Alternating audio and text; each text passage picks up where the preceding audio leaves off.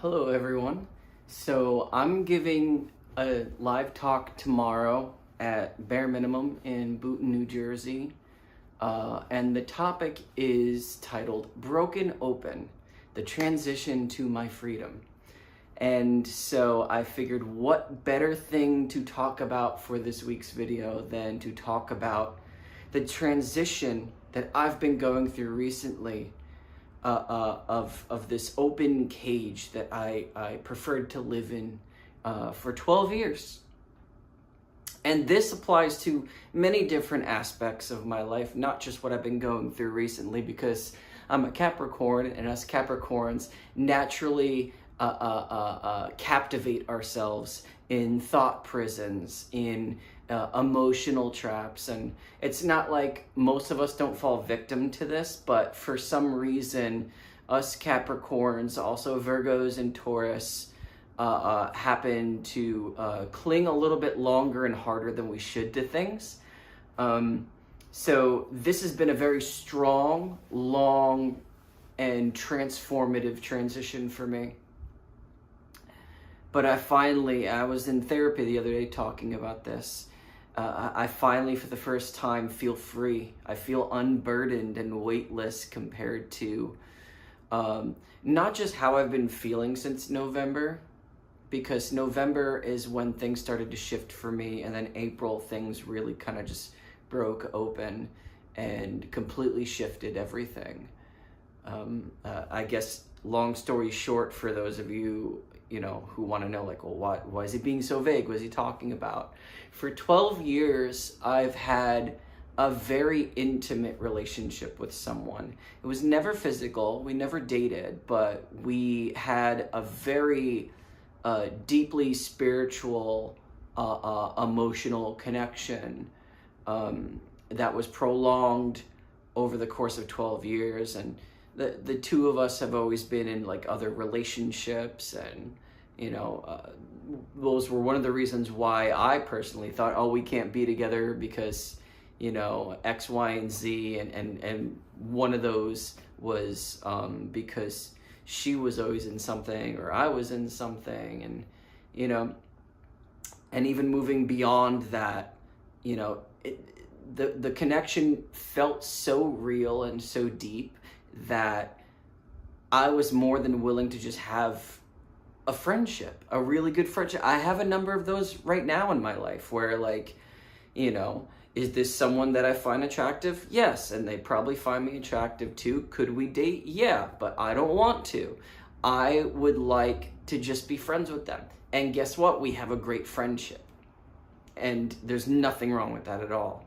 But, maybe, I'm not going to guess what this other person, what was going through their minds, because, even though I was validated throughout the whole experience that, like, she felt like she always knew me and she knows me so well, and I had thought the same thing.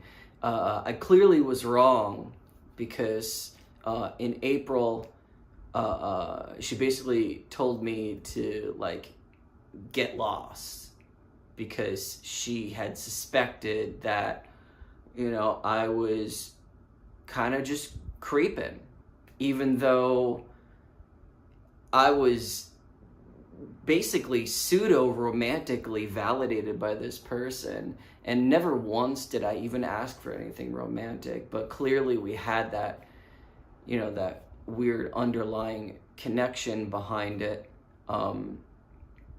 But I'll accept my own shortcomings. I know that the person that I am I remain dedicated, committed, and I don't like to give up on things so easily.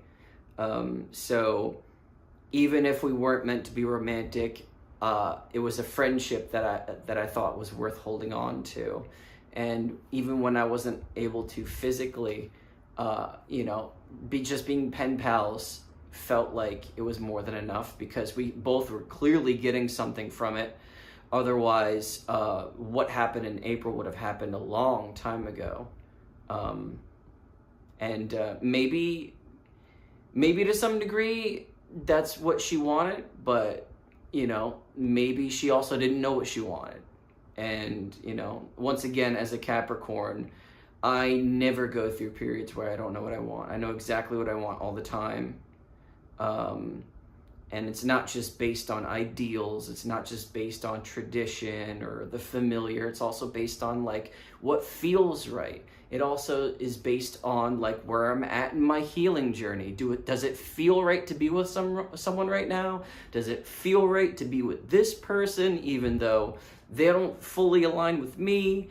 But what's funny is like I wasn't able to read the social signs, because when you're really deep into something, whether it's a connection with another person or a job or whatever it is, a career, like you lose yourself in it. I know I tend to lose myself in things, and sometimes we get those rose-colored glasses, or we got the blinders on, and we can't really necessarily see things for what they are. We can't see the whole picture.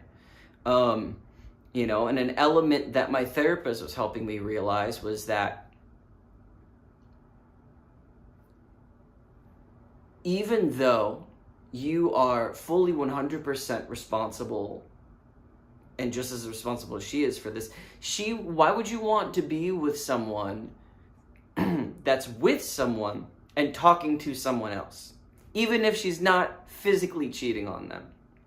And the funny thing is, this isn't the first time that I fell for someone that was emotionally and verbally validating me, but was physically with someone else and could barely even be a friend to me because of it.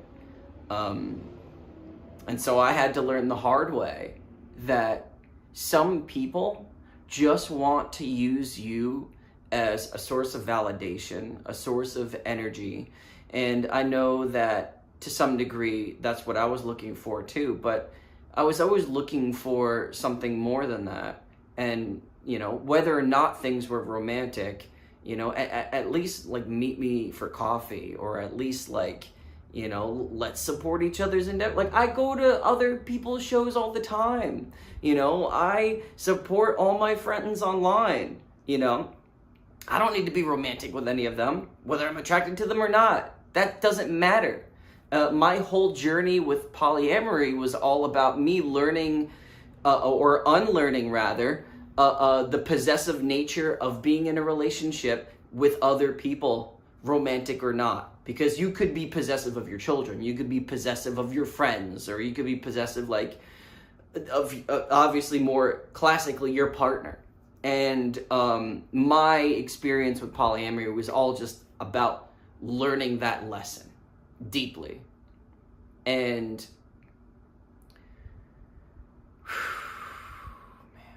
just really just viewing things now the way that I'm viewing them now, it's almost like, I feel a little silly, even though I know I shouldn't, because how could I feel bad for not knowing what I know now when I didn't know it?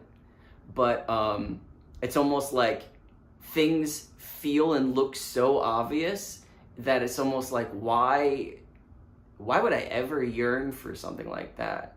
Like, do I really think that's all I'm worth, right? Like, I know that's not true, but like, sometimes actions speak louder than words. And that's why, like, if you're being led on by someone, or you're talking to someone and they're validating you, but they're like kind of ghosting you a little bit or whatever, like, that's not worth your time. That's never worth your time. And I know I'm 33, but maybe I'm just learning now that that's not worth my time. That's crazy. Shouldn't we automatically know this? But you know what?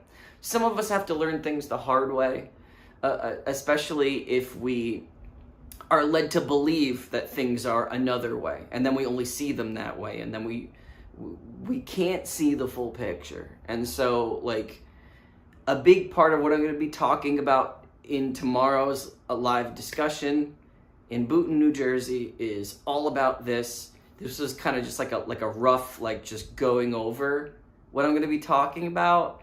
and describing it a little bit. So yeah, if you'd like to be a part of the discussion and come and attend, it's going to be from 7 to 9, I believe, so it's just going to be a couple hours. And there's at least 3 other speakers who are going to be telling their own stories.